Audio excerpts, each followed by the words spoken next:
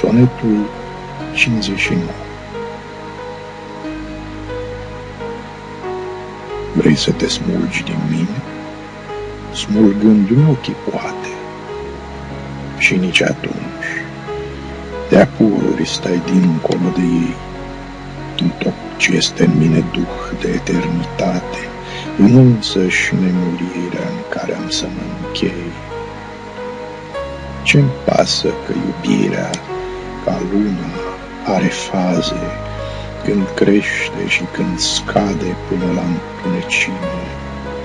Oceanul meu nepatimi, robit de-a tale raze, tălăzuind lunatic, se umflă spre înălțime. Ce mândră limpezime în zenitul suferinții, deodată în mii de valuri mă sparg să te răsfrâng. Ne atragem unul pe altul cu forța năzuinții, dar cumpăna ei fixă, pământ și cer, nu înfrâng.